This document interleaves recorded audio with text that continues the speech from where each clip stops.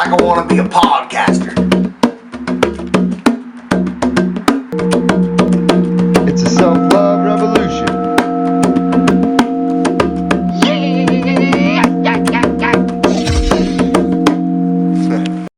Episode 2 with Umbra. Yeah, buddy. This is going to be called the Umbra episode. Yeah, brah. Brah. He's a cool ass motherfucker. He's a nomad sorcerer.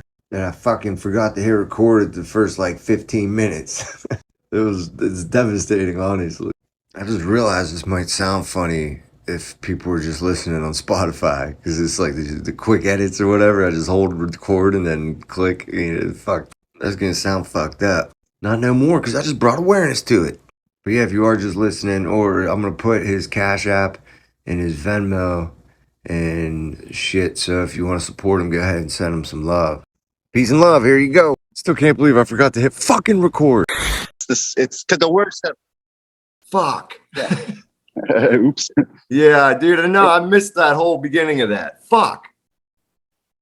Oh, it's just the oh, you missed the whole beginning of it. The whole beginning, dude. Like from the jump.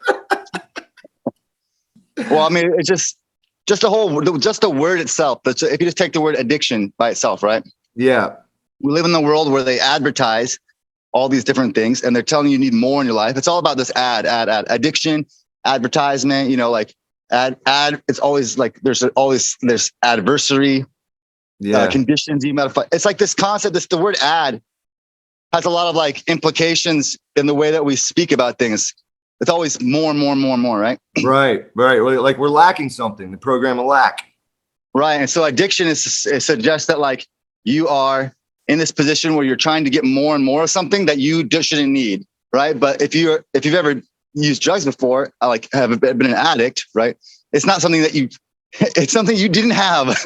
Right. At all. So it's to get it is not to be addicted to it. It is, like I said, if you were using insulin, if you were diabetic, nobody'd call you an addict, right? Because you just didn't have it. Yeah, exactly. And I look at the society as a whole too, just like gasoline. We are addicted to gasoline. Right. And we won't admit it. Our cars are addicted to it. They cannot run without them. It's fucking nuts. Right. But in the same sense that your car isn't out there, it's not trying to get more gasoline than necessary. If it's out of gasoline, that's just what it is. Right. Mm-hmm. And to say that the car is addicted to it is sort of disingenuous, because you're like, hey, fuck you. How? Because it needs it to exist, to run. Right. Right. And we live in a country where I would say that we have more of an addiction to progress, or we have to industry, right? We have less of an addiction to substances that make it so it's worthwhile to live, and less, right? Because if I don't produce dopamine in my body and I find a chemical that gives it to me, and I'm like, oh, I feel like I can live another day.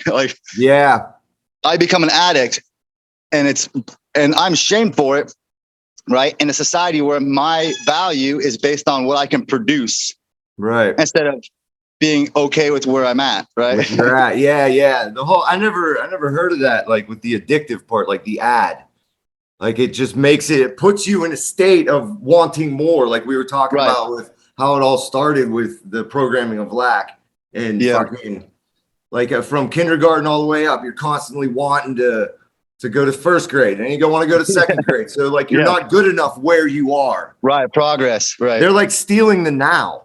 Yeah.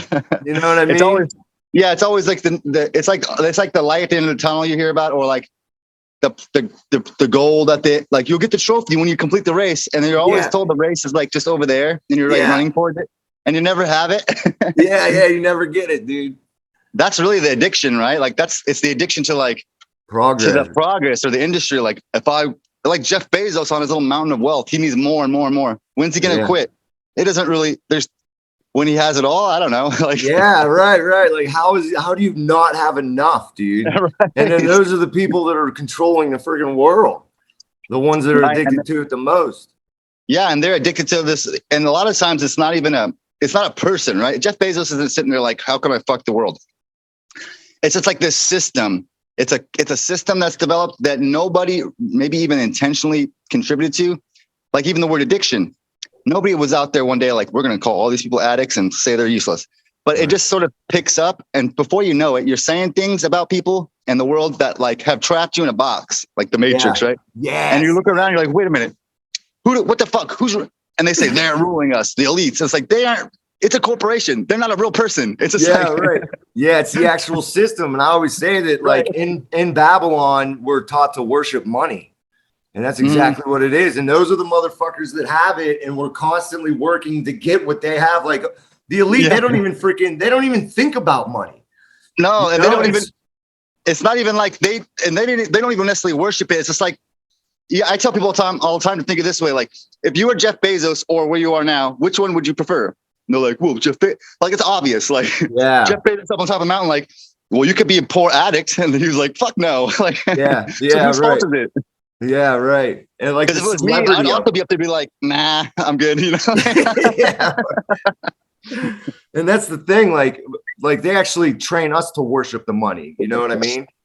And and then we celebrate them. Like we're taught to look up to these people, and like all the movie stars that have money and all this shit. We're supposed to celebrate them when we should be celebrating ourselves, and we should be paying attention to us.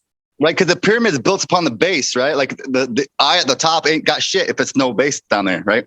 Right. It's the whole idea of the temple or the Tower of Babylon anyway. Like Nimrod can build it all the way to the sky, but who's down at the bottom? It's like all the people you got slaving away, you know? Yeah, right. It's crazy. Until they're like, fuck this and walk away and the thing topples. Yeah, no shit. We're all holding it up for them, dude. I like that. Yeah, I like that analogy. That's sick. I see this all the time in the spiritual community too. I say this, people say it all the time. They say like, we're just energy. And it's like, no, you're not, dude. Because they don't understand that when they're saying that, they're just contributing to this entire system. Because who gets the energy? It's like Jeff Bezos, if money is energy, has all the energy. And so if you're just, I'm just a little vibration or an energy. It's like you just admitted to yourself that you're just a cog in this fucking wheel, and you don't actually have any of your own sort of autonomy and independence because you're a part of this energy system, right? Because energy is work over time, if we're talking about physics. And money is what you get paid for working over a period of time. So when you've like even spiritually consigned yourself to just being energy, you just said that you're $1, you know, like, and like you're not though. Yeah, right. Yeah, because you made another comment. I was talking about light and how like we are all like reflecting back God's light. Like if God was the moon or the sun or whatever, we are, you know, we are God. We're made of the same thing, but we're just reflecting it back. And you're like, we're so much more than light. And I was like, whoa. Yeah. Well, it's because there's a spectrum, but the spectrum is like people, you'll see there's like all these different kind of spiritual takes. They'll be like, yeah, it's a vibration, it's light, it's a song, it's like all this, but it's all like a part of this spectrum of like movement, right? But if you really boil it down, like you're a conscious awareness, and that doesn't require any sort of like vehicle. The observer doesn't need light or vibe. It doesn't need any of that shit to persist. These ways of understanding like where you fit in this tapestry are just limitations that you've sort of taken upon yourself to describe how you be, right? But if people want to say that we're God, right? Why do you need light? Or do you need vibration? Do you need any of that? Because those are all phenomena that happen after the fact, right? Like God created light. So to say that you're light, just to say that, you know, you're yeah. And so it's I mean, people can do whatever they want, right? Everybody fits into somewhere that's comfortable for them. But when it starts to not serve us as a people, when we say we're energy and we see the system where like basically our energy is being exploited, then maybe we don't want to be energy anymore. You know? Right. So then what are we? I mean, if you boil it down like to the first principle, it's like you are an observer, right? You are the awareness, the consciousness, or whatever that, right? Right. So if we strip away all phenomena, all light, sound, movement, everything, all the way back to what you can consider like the very beginning, it's like there was nothing, and then there was the awareness that there's nothing. Okay, yeah. Like that's what they say in Hindu non-duality, Advaita, right? Is that you're the observer. Right. So like everything else is phenomenal, meaning this is all like a limited sort of way it could be. Right. And so that's why they say that I am you, or we're the same, right? Because if we strip everything away, all our memories, all our experiences, then I'm an observer and you're an observer. And what's the difference between those things? Like fundamentally, they're the same, right? Right. And so everything that accumulates after that is just a window dressing. It's like lipstick on a pig. So which allows for the beauty of your individual sort of in perspective, right? Separate from mine, which it makes us unique. It makes so you can have friends. Right. Yeah, you both like shared similar experiences, right? And Sure. like I could tell people like you, like I just connect to certain people. And like, did you struggle with addiction? Did I? Yeah. I wouldn't say I struggle with addiction. I mean, this is the most I would say I struggle with any kind of addiction, but Okay, yeah, I hear you. but I mean, Like, and like look to at me. consider it an addiction, I think. I'm sorry, what did you say? I said, look at me. I mean, Yeah. But to consider it an addiction, oh fuck, what was I gonna say? God damn it.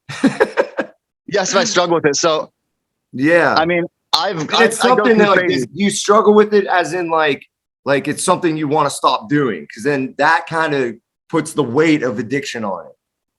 Yeah, so it's like if you're cool with it in your life and you can afford it and right. you choose to live this way, then like whatever.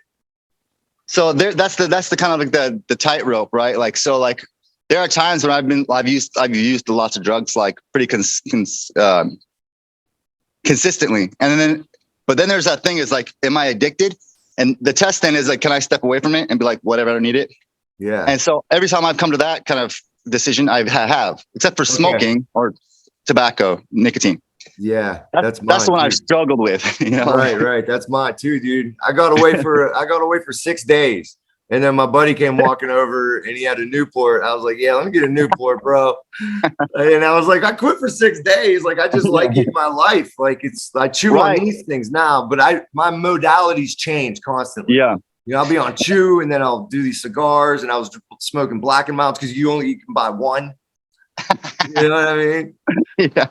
And that's the thing that's like people like, that's the tightrope, right? Because like, for instance, so I struggle with, so I guess like people drink caffeine every single day, right? They drink caffeine. They can't live a life without it.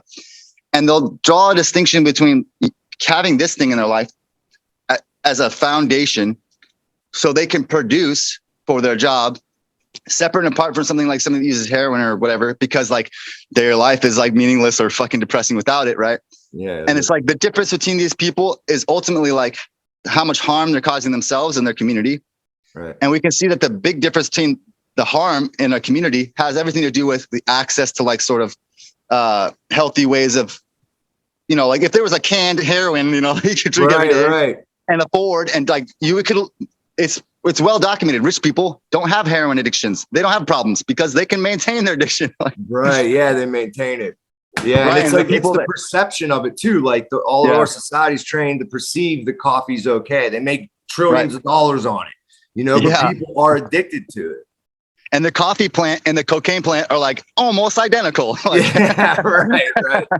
We were just talking about it last night where I was like, dude, we should be able to grow opium like tomatoes.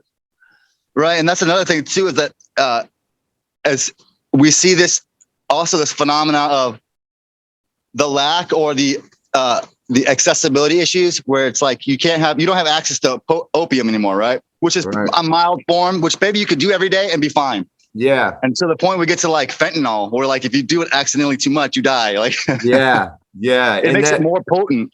Yeah. And like that's the iron law of prohibition. Like when they made alcohol, when they prohibited alcohol, everyone used to drink beer. And then after that, like that's when the moonshiners came up. Yeah, because you could get more bang for your buck, dude. And that's what happened with fentanyl. And so that's the real genesis of addiction, because now you've gone from something that was sustainable to something that's like, right? To now like you've peaked yourself at a level that you're like straddling death, right? Yeah. Especially with opiates, like you're like basically gambling with death every single time, because the alternative is misery. Yeah. Right? And this is like, most of the time people are just trying to get well, right? They're just trying to like, just not be miserable. Right. And then there's always a chance that if you just do it to have fun, you just, you know. Yeah. Yeah. Like if you do want like a little bit extra that time, a lot, you know, and like most of my friends that have passed away, it's always been when they've been clean for a while. Right. You know, they'll be clean for a little bit and go back to it, and then that's it. And like, I feel like there needs to be facilities that people can fucking go to where they have clean shit. There's like nurses, and you know, like if they need something, if the healthcare system will do something, that's what they need to do. I mean, so like, that's why I say like getting away from the word addiction, like, because honestly, like people aren't doing things because they're addicted. Like everybody can get clean. Like there's been so many, like you said, your friends, most of the time they pass away when they've been clean for a while and they're having a hard time hurting or whatever. Right. And this is the thing that's caused some relief. And now you got to go fucking get it from a guy you don't know. And then like, you do a little bit too much and then you're dead. Right. Yeah. And it's like, you want to hide it from people. You don't want to connect right. with like your old friends and shit because that's right. You got to get ashamed and thinking that you're a bad guy, right? Like, yeah, exactly, bro. It's fucking gnarly. And it's like, there's a reason why there's so many people that are on the street, houseless, fucking using drugs. And it's like, people want to keep pretending like it's some issue with the people, like it's their fault. But it's like, there's a reason why there's a fucking ton of people that are strung out on the street. Yeah. And it's nothing to do with them being bad people, like. No. It has to do with the only relief they can get just happens to be substances. Right. And it's like, and then you have to really analyze is like, are these people addicted? Or are they like getting what they need to survive in a system, in a world that's like not built for people? Yep. It's built for like the system. Yep, and people aren't systems. Yeah, exactly. And our system stigmatizes the fuck out of certain things that people use to survive. Right. And then there's that maximum magic existence that we're forced into. Yeah. Like you chose to be here and then you're like, even if you have something like, a lot of times it'll be people that have like mental health issues, quote unquote, or they'll be, or they're like neurodivergent or whatever, and they're on the street.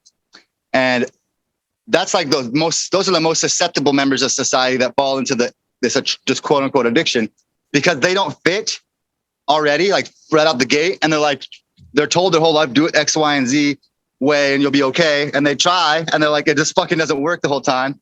Mm-hmm. And then one day, they try a drug that makes them feel like everybody else, and then it's over, right? Because you're like, your options are either be miserable in a society that doesn't give a fuck about you, or pretend. Yeah.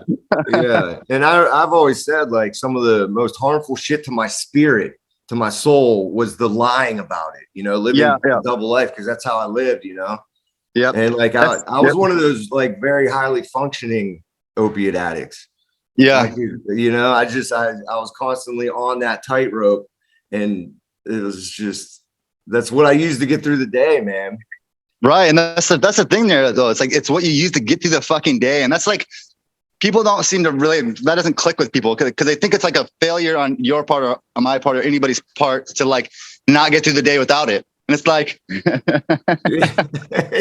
exactly. It's not like you didn't try, like. Yeah, right. And so you tell people that, that's so funny, dude. And but then you have the trick of it though. It's like, it's not ever the substance.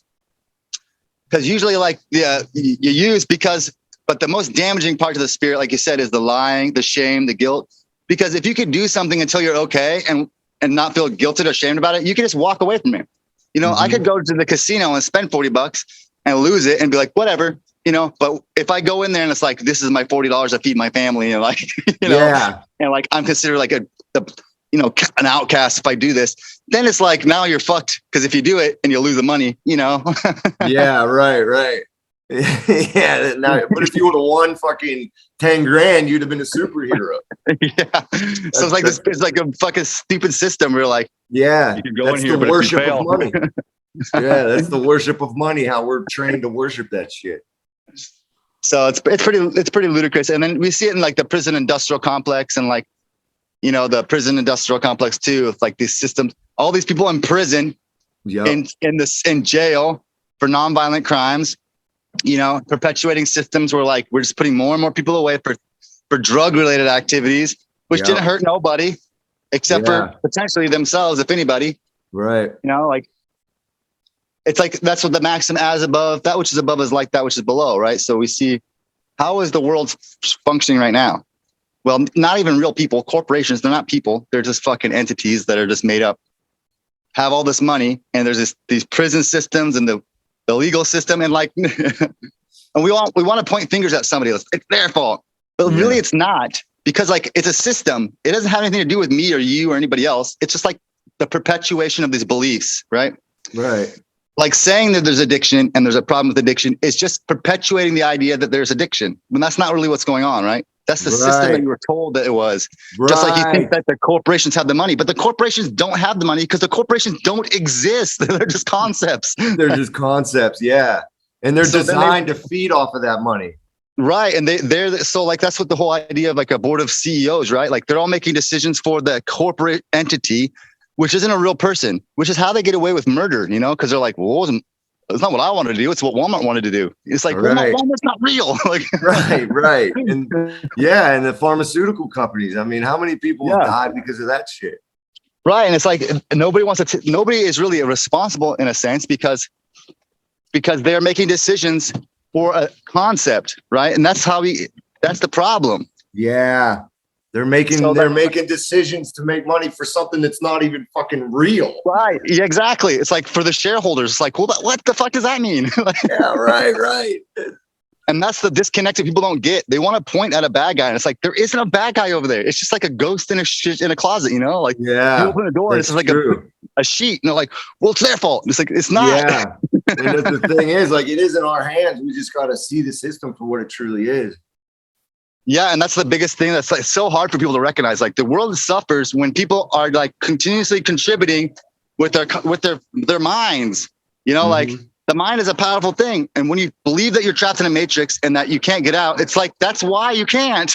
Yeah, right. Because you believe, yeah.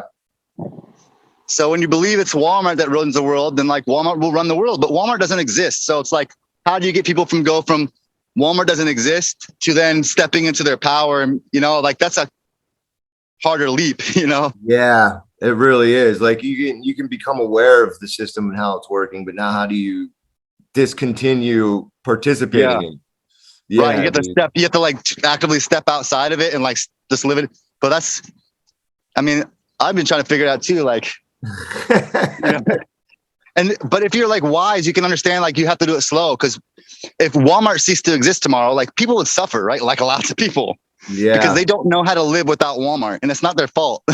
Right. But you can't just be like, fuck Walmart and tear it down. Cause you know, yeah, right. A lot of people would be fucked up. That'll fuck everything up. So that's the real spiritual warfare, in my opinion. Has little to do with like some devil, and it has more to do with humans' sort of prisons that they put themselves in. So right. And actually becoming aware of like how harmful the systems are. Yeah, and you know, and it's just. And I don't even think like the system it was intentionally made that way. Like I think it just kind of happened. Yeah, this is what they talk about. We could have compassion for the people that are at the top that we feel. Like a lot of people feel like they are the oppressor. Like there should be some compassion there. Right. It's like, the whole thing's misleading. It's all misleading.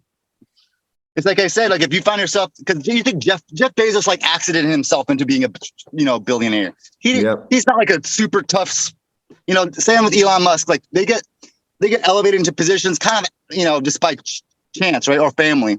Mm-hmm. And so people want to point to them like they're the evil ones. But like if it was you, you know, and you came into $1 billion tomorrow and like you looked around the world, you might just be like, well, it's like, I'd rather be a billionaire than be poor, you know, homeless. Right. Like, here I am. I'm benefiting from this shit. Yeah. Right. Even if you figure it out. And I think that people like Elon Musk figured out in some small part and they're like, you know, you see them like on their like interviews, like they get this look in their face, like, there ain't fucking shit they can do, but you know, like what? I'll try to make it better, but they see it. Yeah, that's the thing. That's the secret of the Illuminati. I would say it's like when you get to this position of having like you're at the top of the tower and you look down below you, you see all the suffering below you, but you're like, what are you gonna do now? Yeah, you know, like you can try to elevate people, but like, yeah, it's the sick choice between being like, you know, at the top or the bottom. Right. And it's pretty obvious which one you choose when you get to that choice. And there's compassion in that because like, what other choice did you have? Right. Yeah. I saw like a diagram or whatever. And it was saying it was a pyramid of sugar, like sugar cubes. And the lady was talking about how like, you don't pour it from the top, like, because it'll just crumble. You have to fill from the bottom, like where all the people are holding up the pyramid. Like you got to fill that thing with love, and then it'll eventually slowly go up, and it'll just slowly take everything down. Yeah, it's like the blister, right? The blister of society, or the tower. It starts getting taught. The tower always falls, right? Because the taller it gets, it's held by the base. So if you ever read Dune, there's a saying in there, a quote I like to use called, it goes, "Here lies a toppled god. His fall was not a small one. We did but build his pedestal, a narrow and tall one." And that just goes to the fact that like Jeff Bezos and Amazon is going to get bigger and bigger until it can no longer be supported by a base, and it will fall. Yeah. And the question is, do you want to wait till the thing comes crashing down and the society fucking goes to hell? Or do you want to put the water at the bottom and let it melt? Yeah, exactly. Just slowly dissolve it. And I think that's what like the whole freaking love movement is. Right. It's just like a way of being like, okay, let's not focus on the top. That's the problem. Let's focus on the base. Right. Yeah. And even like knowing about that and talking about that, like you're putting energy to it. Right. Yeah. It's like, and that's focusing on the problem and not the solution. Right. And so I tell that to people all the time, and it really pisses them off because a lot of people live their life with certain traumas and stuff. And when I'm like, you got to stop looking over there, they feel like it's an attack because they're like, it's a real thing. And there's a balance between understanding that something has happened. Let's say there is the elites or whatever, recognizing that as a potential or as a thing that existed, and still looking some other way anyway. Right. Yeah. Because if you keep looking at the elites who control it, you're not going to get anywhere. That's going to keep doing that. Right. You have to say, okay, that's the problem. Here is the solution, and look that way. And it's so hard for people, especially who have a lot of trauma, because they just want to be like, this. Yeah. It's like, fuck them. It's like, no, man, you got to go that way. Yeah, right. And you got to go in inner. You need to work on yourself. Right. Right. Or come up with a solution to the problem that you see, because if you focus on the problem, you're going to keep getting the problem. Right. Right. That's the hardest thing for me to sort of, I talk about, like, let's take just, for instance, the whole concept of the elites, for instance. You know, they rule the world. They don't. Because if you keep looking at them as being the shadowy, cigar smoking elites that rule everything, that's all you're getting. You're just looking at that. Like, how much confirmation do you need? Yeah. What is the solution to this? Well, sustainable, independent, sort of autonomous communities. Right. Well, why aren't you doing that then? Right. Because you do this all day and that's not getting done. But if you do that, then it starts melting that base, right? Right. Yeah. The more and more like self-sustaining communities that start coming up. And there's a bunch of them, especially out there, isn't there? Yeah. I mean, yeah, it's the whole thing with the nomad thing I did too. It's just like stepping outside of the systems. And that's the problem, is that some people aren't in a position to walk away from their lives, right? It takes people that are in a position to do that. It's like being the I guess you could say the Lucifer, or the light in the dark, or whatever you want to, or the Jesus, right? It's like you have to like set the blaze a trail, right? If you can go from living a life like everybody else to living a life where you don't depend on society's standards, like being nomad or live off the grid or whatever, and you can show people step by step how to do that and offer them a path, then that's how you actually implement change. Because if you're like talking about it all the time and saying that these guys rule it, then the people that don't have the skills that you do don't have any fucking clue either. Right. So it's really like the responsibility of individuals that figure out how to live their life in a healthy, happy way, that stop using old tools and old systems, right? To try to show it for other people so that they can do it for them fucking selves, right? Right. That's how you get people to change, right? Yeah. Yeah, like when I first woke up, it was because of the war on drugs. Like once I shifted my perception on what the war on drugs was, and I started to really educate myself on like decriminalization and things like that. Right. That's what like made me realize, like, oh my gosh, like I always knew that they didn't give a fuck.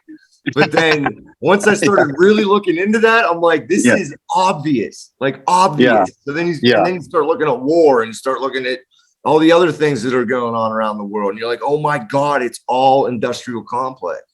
Yeah. It's like the money machine, right? It's like, and there is some empathy or some compassion I have even in those systems, because they developed of no fault of anybody's own in response to maybe some other thing from some other age past.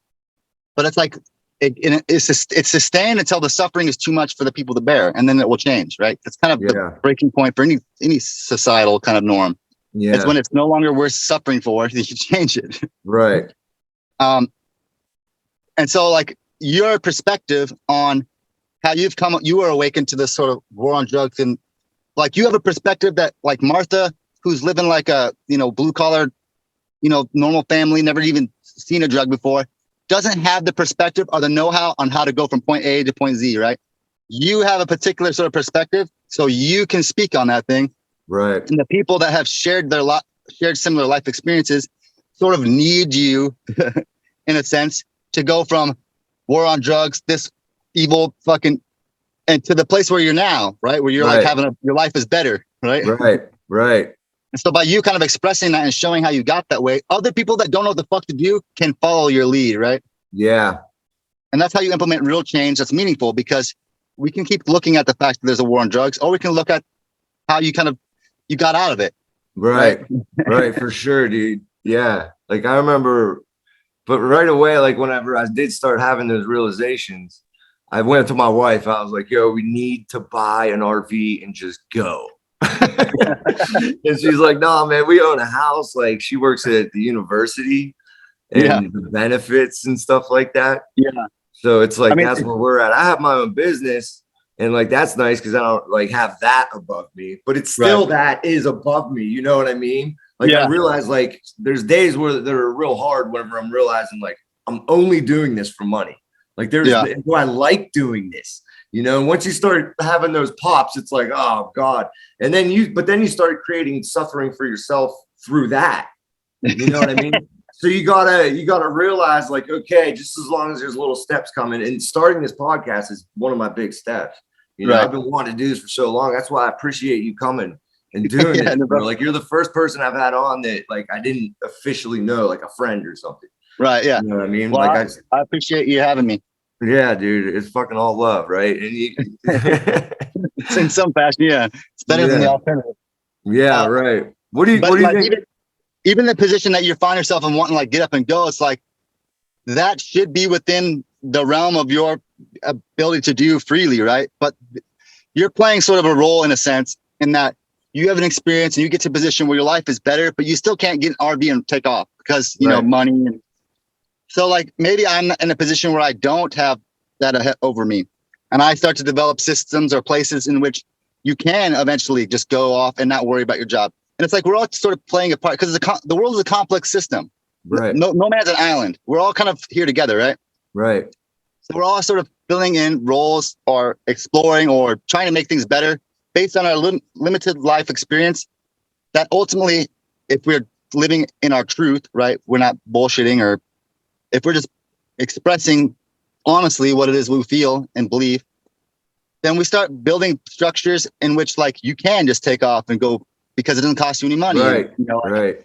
And being able to do that and expressing that stuff, that is like, in my mind, it's self-love. Like you're actually loving what you are as a creation, and it's like honoring it, the fact of what we are, Yeah. And it's no longer living in like shame and guilt. And that even includes things that people like let's say that I was like really strung out, or let's say that I was willingly using a bunch of drugs openly, right? That might have a judgment from one perspective, right? But who's to say that I'm not allowing somebody else that's trapped under this effigy of shame or guilt to express honestly who the fuck they are without having all this baggage, right? That's what I'm talking about in terms of addiction. Like you never know like what your life story is saying to somebody else. Yeah. Somebody that might be struggling with addiction, shame, guilt, not being able to find the help they need because they can't even vocalize what they want to do in life. What they want, right? And so that's harmful to the spirit. Yeah, it's harmful to everybody because like it's people, like I said, people need a way to get from A to B, like especially those people on the street that it's like they think they're useless or whatever, like they don't know how to. Hey man, you're just as meaningful a creation as anybody else, right? Right. And your experiences and wants and needs and desires and stuff are valid. And I think that so many people in this sort of race to light and love exclude the fact that there's people that live in darkness, right? Yeah. Of no fault of their own. And if they're not allowed to express that, then like it's a sort of this duality shit that's just not real, like. Yeah. Yeah. There's a duality in reality. Yeah. And I think it's been really harmful to folks. Like there's a good guy and a bad guy, Right. But in my experience, what happens most often is that like, I I never got to live a life that other people tell me how it is. You know, like it's this, it's love and light. I never got that life ever, never experienced it. And so then if I'm stuck in this position where I have to think there's one good side and one bad side, then I guess I'm fucked, you know, like. Really? Right. Because like you choose darkness. It's not who to say there was any choice involved, right? Because that's the thing is like if you were raised and your parents were abusive and like you lived in an abusive home and you never got love and you lived your whole life trying to find this thing that you're supposed to have, like whose fault is it? Is it your fault that you never got the things that everybody said you're supposed light and love? Right. It's like you're a kick dog your whole life, and then they're like only nice dogs are allowed in heaven. You're like, well, I guess fuck me then. Yeah. Because like people don't understand that like oftentimes people don't choose. Right.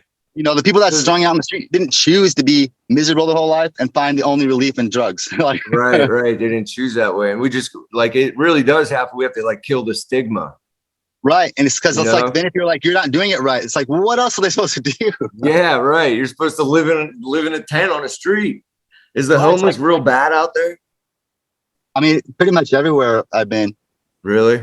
It's getting worse because part of it has to do with the economy, you know, it's kind of collapsing. So yeah. And the rent going way up, like that's a whole other thing. And you know, that's another thing too about people talk about like they want to talk all this conspiracy theory and how the world's ending and shit. And I'm like, all those houseless people you talk shit about, they've been doing it their whole lives. They know how to do it. Who's going to be suffering in the end of this? You know, if you really want the government to collapse, you know, my buddy Bill down there living in a tent has been doing it for 20 years. He's going to be fine. Yeah, you're right. Yeah, they already have their community set up and shit. Yeah, you're right. Tables might turn indeed. Like yeah, right. That's wild. But it's more the point of like some people think that like if you lived in the desert your whole life and you've never seen snow, and somebody told you you have to be like snow to enter heaven. It's like you'd be fucked, right? Yeah, and it's not your fault, and it's so dismissive of people to sort of just jump to the conclusion that there's this one type of way of being, and that we shouldn't show compassion and mercy and justice, and there shouldn't be justice and healing for the other types of people that didn't get the experience that you did. Right. Yeah, that's heavy. I mean, because what is love? You know, like you might know what it is, you have a feeling for it, but what if I'd never experienced it? You know, so is it my responsibility to try to feel something that I can't even conceive of, or is it your responsibility to stop being judgmental and sort of provide this experience? Right. Do you meditate? Oh yeah, all the time. Yeah, that's what I find. I tend to call that love. You know, like I feel like that, like when you're, and actually just did a TikTok about it. I was about to post it. Like I was sitting down, getting ready to come on here with you, and it's something I had an inspiration spark. So the next TikTok is the one that I did like right before talking to you. But what was I saying? Meditation, love.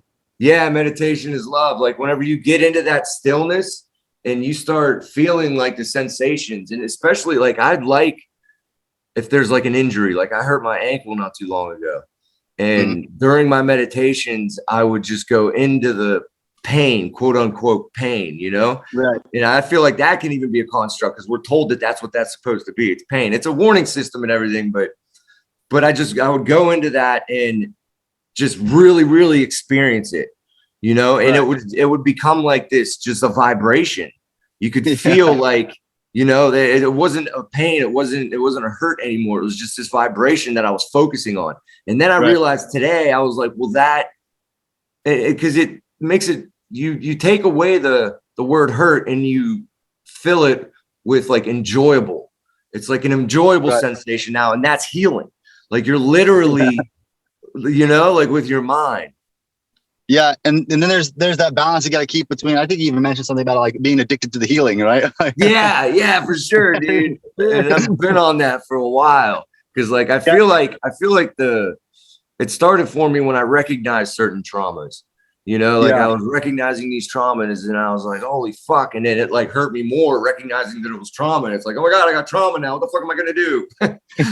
You know. So then I started focusing on like the positive things that I am like consistent with, like with running, and I can meditate and I can do yoga and things like that. And if I'm consistent with that, it makes the rest of the things that I'm doing that I don't maybe want to do easier.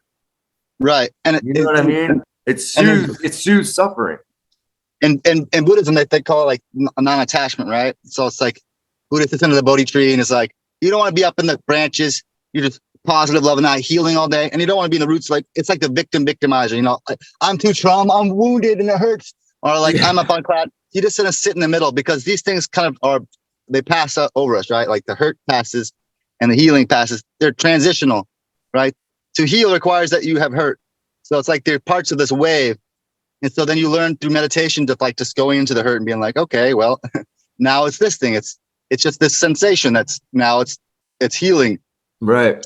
And when you can start to sit in the between the two kind of absurd opposites, hot and cold, light and dark, good and evil, then you really start to find the truth, quote unquote, the real truth, which is it's not the duality of experience or the extremes, your extremities. It's the core, right? It's like in the middle. Right. It's the thing. It's the thing that's actually experiencing those things. Right. Yeah. It's just like in the middle, you're like, okay, happiness, sadness, light, dark. They're just all this. They're like phenomena. They're phenomenal. Right. They change. And when you be comfortable in the center, right, then you have the clarity of the truth, in my opinion, which is neither and both. Right. Neither and both. Yeah.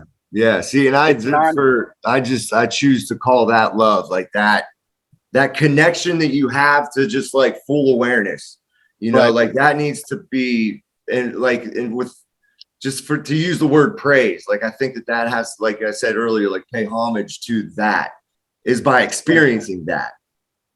Right. I think there's something they said about there's witnessing something, which is sort of an honorable, respectful thing to do, to witness sort of I'd call that worship or devotion in a sense, like right. To witness pain and to witness healing is sort of a respectful thing to acknowledge that it happens. Right. Right. And you also like say goodbye to it, kind of. Right. Exactly. Yeah. Right. Yeah. Mm-hmm. There's a lot of spiritual teachings that sort of suggest that sort of exact experience. But like, hi, thank you for coming. Now, bye. Like, yeah. And like put the healing out of there, you know, like, yeah. And then just enjoy like the higher, like just to say higher vibrations of life, you know. Or it's how do you feel about like high vibes and low vibes? Like, how you feel about that lingo, dude? I think it's once again it relates to, it's like the phenomena, right? Like it's a spectrum. And I think that sticking to one type of vibration or whatever is dismissive of those that are like on the opposite side of the spectrum, right? Right. Because that's still phenomenal. It's like saying that it's only healing and fuck hurt. That's like dismissive. Like, what about the people that are hurt? You know? Yeah, right. And I think it's like it's a dualistic perspective, but the truth of it's non-binary. And oftentimes, I think I've found in my own sort of magical workings and with members of my community that sometimes the things that feels like pain to me is what is the healing cure for others. To send like people are like sending positive vibrations, man. But what if those positive vibrations are causing harm to me because it hurts, right? And so we've been doing this kind of experiment lately in my temple Discord, where we'll send, like when we're having a hard time, painful day, or my shoulder hurts, I'll try to send out the spirit of that thing. And then other people see how they kind of feel, how it feels for them. Yeah. And it seems like every single time that we've had a successful sort of connection, maybe psychic connection or whatever you want to call it, it's been exactly that. Like it looks one way. It's bad, painful from my experience. But when I send out to somebody else, I ask for help, it ends up being that the other person, like, it feels good for them. Yeah, right. And to like, do they express how it feels good? Yeah. So imagine consider like the extremes of hot and cold, right? Yeah. Extremes of hot and cold. If you get really, really far to the extremes of it, it feels sort of sensationally the same. Right. You know, absolute heat and absolute cold, it still burn. Right. So if I'm experiencing some sort of pain, some sensation, who's to say that the way I experience it is the same way that you do? Right. Right. So maybe something that pain feels cold for me and pain feels hot for you. So if I'm experiencing a lot of pain and I send it to you, maybe it's the cooling down for your heat that is required for you to feel healing. Right. In the same way that it's heating up in my cold, that would feel healing. Does that make sense? Right. Yeah, it does. So it's like the positive and negative. But like in your Discord, do you guys like discuss how it is? Like, do you put like labels on it and say like, this is the type of pain I'm feeling? Yeah, and it's put it best we out can. there. Yeah. And it's It's hard to use. It's hard to use certain words, huh? Like language is limited. Yeah, that's for certain, you know.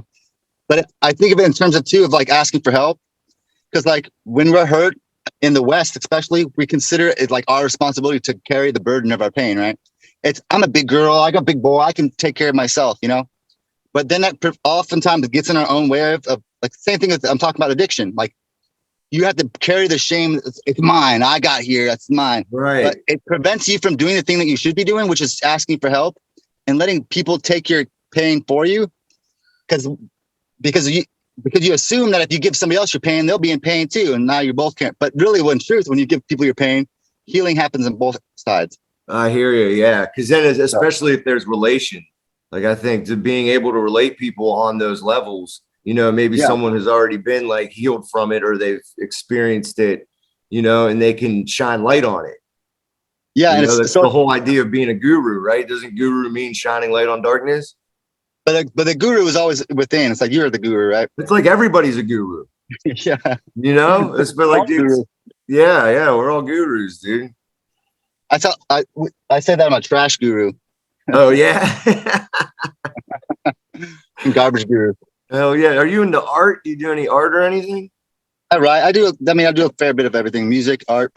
Yeah.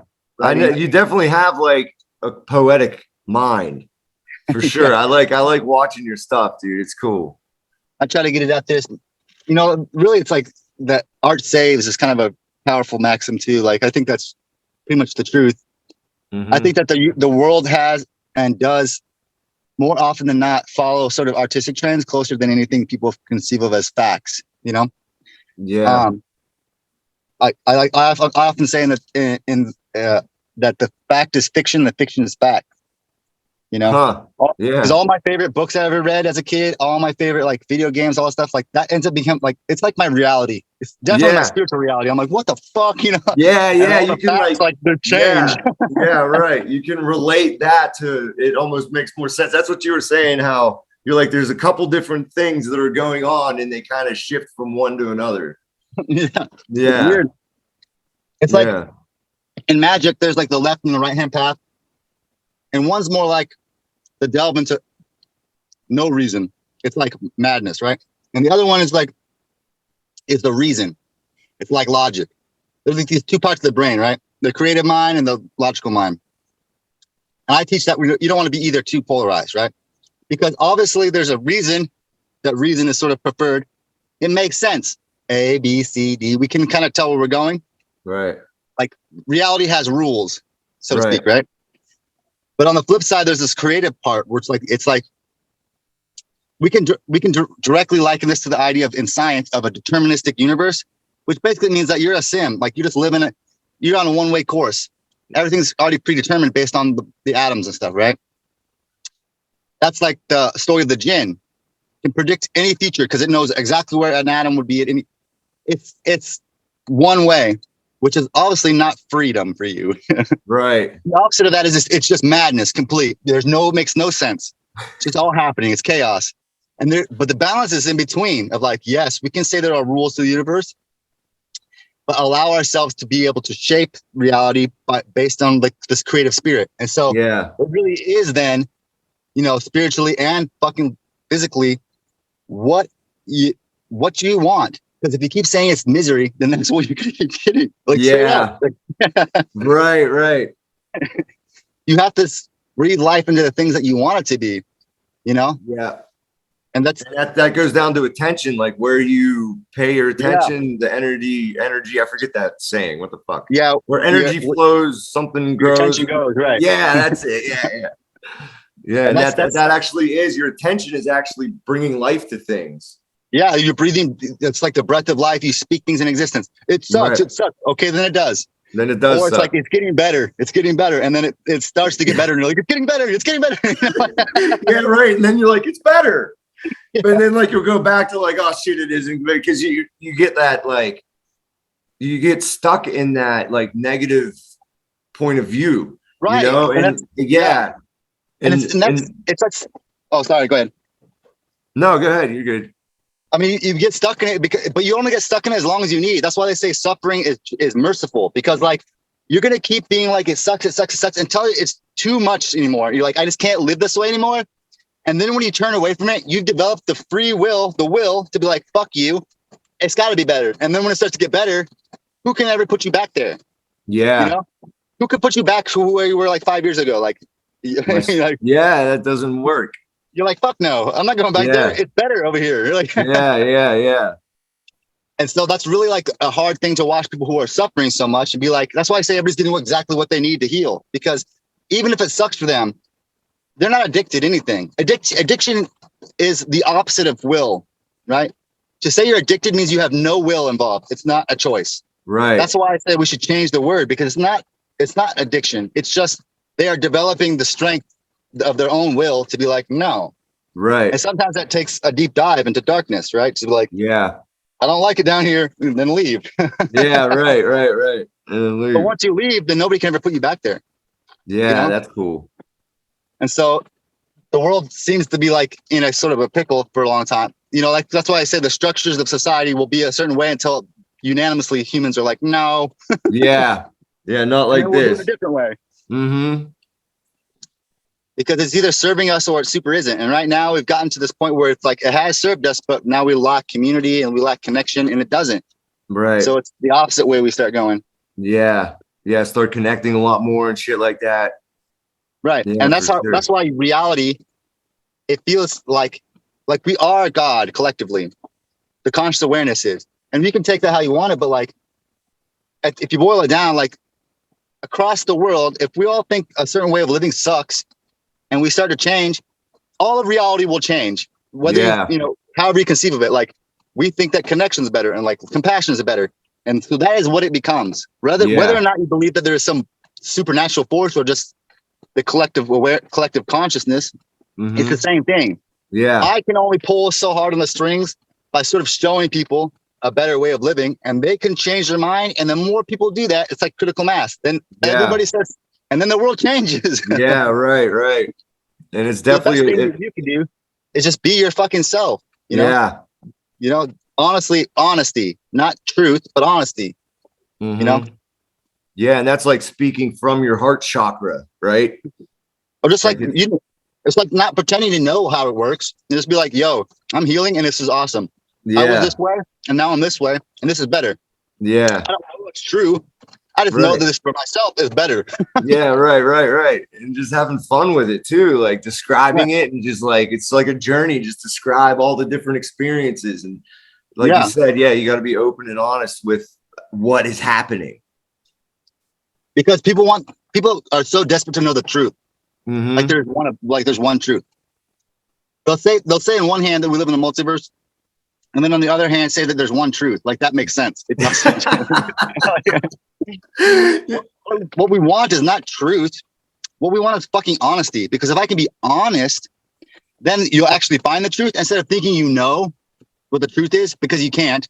Right. When you think you know, you start lying. You start deceptive because you're like, I know this is, but you can't possibly know. Right. Like, can honest. you put your heart into that topic? Like, can you really pour your heart into that? Yeah, and like when you start seeing like just how the system is created on lies, and like that's what it's based off, and like there are leadership, so it makes us okay with the lies.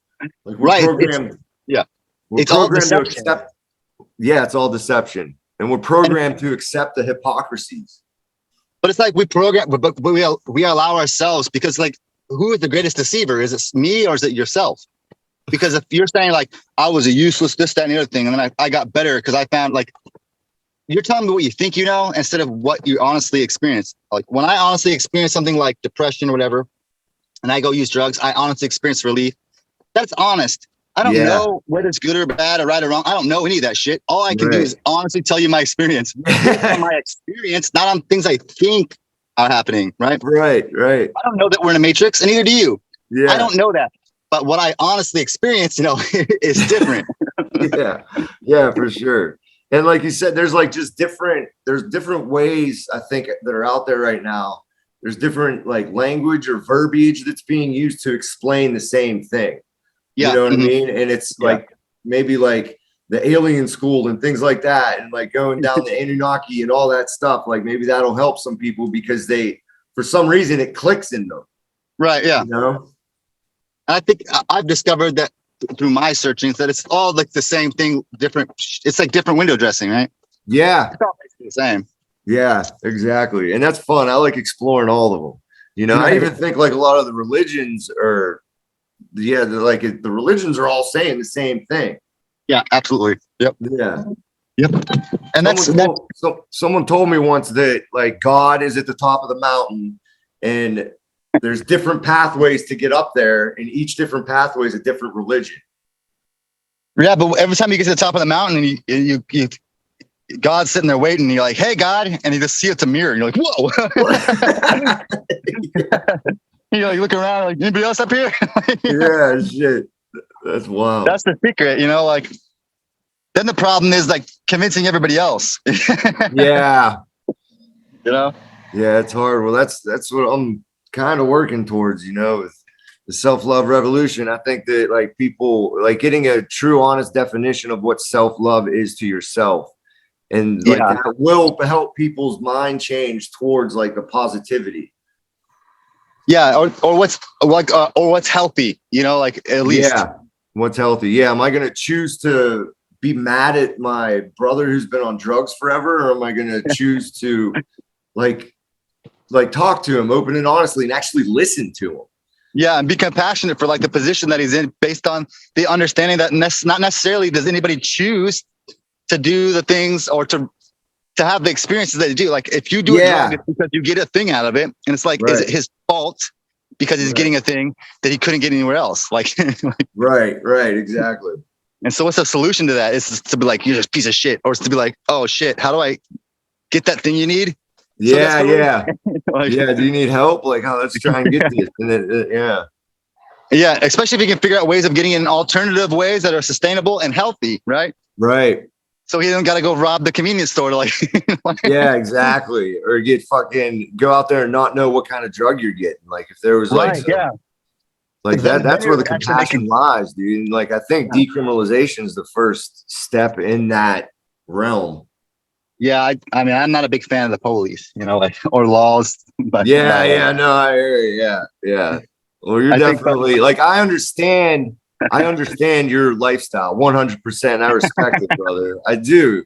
There's another dude on here. Or on TikTok. He's called the Hostile Hippie. Yeah. You know that dude? No, but that sounds about right. Yeah. And he's just out there living his life. Like he stepped away from his family, and he's traveling around the country, hitchhiking, and people on TikTok are funding it and stuff like that. He's like, I know it's right. It's just, he's a good follow, That's good. Yeah. I'll look at that.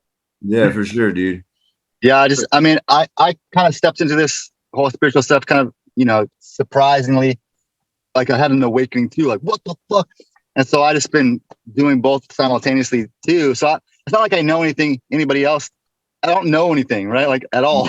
Yeah. But you can share your experience. Like that's the wisdom. Yeah, you can share wisdom. Especially in terms of, because I've been doing I take the magical path, right? Like whether anybody believes in that, magic real as fuck, like. Right.